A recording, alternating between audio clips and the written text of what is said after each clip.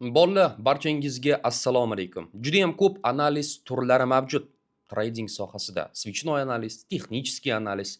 Ammo eng kuchli analizlardan biri baribir yildan yilga fundamental analiz bo'lib kelmoqda. Bugungi video roligimizda sizlarga Binarium platformasi orqali fundamental analizni ishlatgan holda to'liq tarzda daromad olishni o'rgatib o'tishga harakat qilamiz. Albatta video roligimizni davom ettirishdan avval kanalga obuna bo'lib, bu video roligimizga like bosishni ham unutmanglar.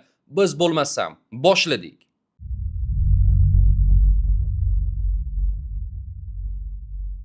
Bolalar, barchangizga assalomu alaykum. Bugungi video roligimizga xush kelibsizlar. Hammangizni ko'rib turganimizdan juda ham xursandmiz. Bolalar, bugungi video roligimiz juda ham foydali va qiziqarli bo'lib o'tadi degan umiddaman. Va aynan bugungi video roligimizda sizlarga fundamental analiz bo'yicha to'liqroq ma'lumotlarni yetkazib berishga harakat qilamiz. Albatta, video roligimizni davom ettirishdan avval kanalimizga obuna bo'lib, bu video roligimizga like bosishni ham unutmanglar. Demak, o'tgan video roliklarni eslaydigan bo'lsak, o'tgan video roliklarimizda sizlarga texnik instrumentlar bo'yicha ma'lumotlarni berib o'tgandik. Свечной analiz orqali narx qachon ko'tarilishini yoki tushishini aniqlashni tushuntirib o'tgandik. Bugungi video roligimizda esa sizlarga aynan fundamental analiz bo'yicha to'liqroq ma'lumotlarni yetkazib berishga harakat qilamiz. Video roliklarimiz davomida sizlarga analizlar haqida va bozorga qachon ko'tarilishini yoki tushishini aniqlash uchun bazani berib o'tishga harakat qilamiz.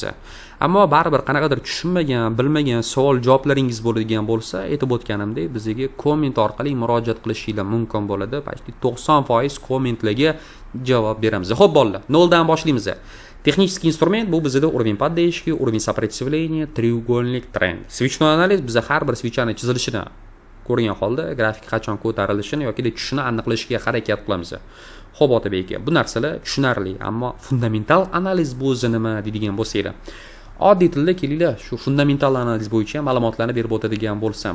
2022-yil Elon Musk o'z Twitterida Dogecoin'ni sotib olinglar, ertaga Dogecoin'ning narxi oyga qarab uchadi deb tweet qoldirgan edi o'zini Twitterida. Twitterida oddiy qilib aytganda 50 milliondan ortiq obunachilari mavjud. Natijada ertasi kuni Dogecoin'ning narxi rostdan ham tepaga qarab ko'tarildi. Endi sizlar aytishingiz mumkin. Demak, Elon Musk oldindan bilgan ekanda Dogecoin'ning narxini ko'tarilishini deb. Yo'q bolalar, qaranglar. Elon Musk Twitterda 50 milliondan ortiq obunachilari mavjud va Elon Musk oddiy qilib aytganda Dogecoin kriptoaktivini o'z Twitterida reklama qildi tekinga. 50 millionta odamdan hatto 10 mingtasi, 5 mingtasi o'sha aktivga o'z pullarini investitsiya qilgan bo'lsa-da, hatto undan ko'proq odamlar pulni kiritgan. Narx rostdan ham tepaga qarab ko'tariladi, chunki bozorda bizda oluvchilardan ko'ra, to'g'ri, sotuvchilardan ko'ra oluvchilar ko'proq bo'ladi. Natijada narx tepaga qarab ko'tariladi. Tushuntira oldimmi? Masalan, oltinda oladigan bo'lsak, Forex ishlaydigan obunachilarimiz ham mavjud. Forex ishlaydigan obunachilarimiz ko'pincha oltinda savdo qilishadi. Nimaga? Davlatlar orasida urush bo'ladigan bo'lsa, oltinning narxi tepaga qarab ko'tariladi. Valyutaning narxi oddiy qilib aytganda tushishni boshlaydi. Deyli Amerika bilan Rossiyaning orasida urush boshlandi. Amerika rublni qabul qilmaydi, ya'ni rubl bilan savdo qilmaydi. Rossiya esa dollar bilan savdo qilmaydi. Natijada dollar kursi ham tushadi, rublning kursi ham tushadi. Ammo oltinda kursi ko'tariladi. Chunki davlatlar o'zaro valyuta bilan savdo qilmasa ham oltin bilan savdo qiladi. Oltin hamma yerda oltin va oltin hamma yerda bir xil resurs hisoblanadi. Tushuntira oldimmi? Valyuta har xil bo'lishligi mumkin, ammo oltin bir xil. O'shaning uchun ham davlatlar orasida o'zaro urush bo'ladigan bo'lsa, oltinning narxi ko'tariladi yoki Elon Musk Dogecoin'ni sotib olinglar deb maslahat beradigan bo'lsa, o'sha Dogecoin'ning aktivini narxi tepaga qarab ko'tariladi. Chunki bozorda sotuvchilarga qaraganda oluvchilar ko'payadi. Otabek, bu narsa ham bizga tushunarli bo'ldi, ammo qanday qilib biz fundamental analiz orqali grafik analiz qilishimiz mumkin? Elon Musk kriptoaktivlar haqida har kuni post qoldirmaydi deyishingiz mumkin. To'g'ri. O'shaning uchun ham bizda investing.com sayti mavjud. Sizlar nima qilasizlar? Birinchi o'rinda Binarium platformasi orqali to'liq ro'yxatdan verifikatsiyadan o'tib olasizlar. Shotinglarni to'ldirib savdo qilayotgan paytinglar bitimni ochishdan avval investing.com saytiga kirasizlar. Ro'yxatdan verifikatsiyadan o'tishingiz shart emas bu sayt orqali. Mana bu tugmachaga bosgan holda sizlar o'zingizga ma'qul bo'lgan tilni tanlashingiz mumkin. Hozirgi kunda, к сожалению, o'zbek tili yo'q, ammo rus tili bilan ingliz tili mavjud.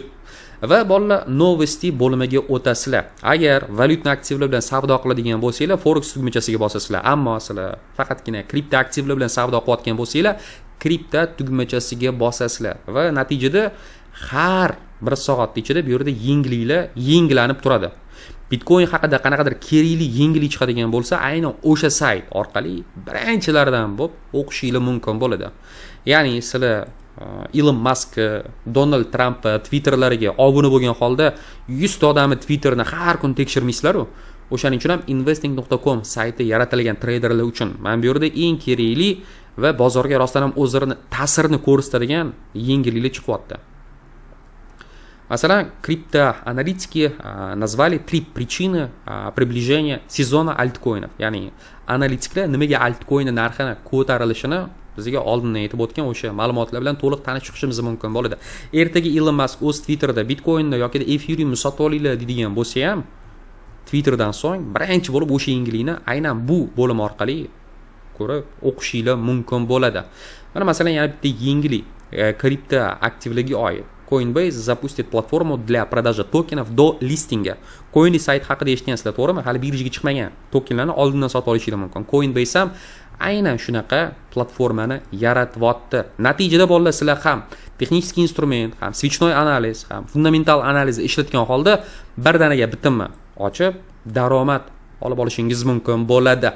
Aynan shu joyda video roligimizni bitirsak ham bo'ladi. Albatta, bitirishdan avval kanalga obuna bo'ling, bu video roligimizga like bosishni ham unutmanglar. Binarium orqali sizlar ham ro'yxatdan o'tib savdo qilmoqchi bo'ladigan bo'lsanglar, video roligimizni opisiyaniyasida bolalar barcha silkalarni qoldirib qo'yamiz va ID'mizni ham qoldirib qo'yamiz.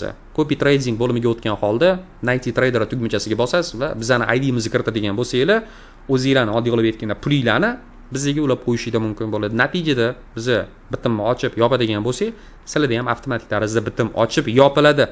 Barchangizga xayr bolalar, sog' bo'linglar, charchamanglar. Keyingi video roliklarimizda ko'rishguncha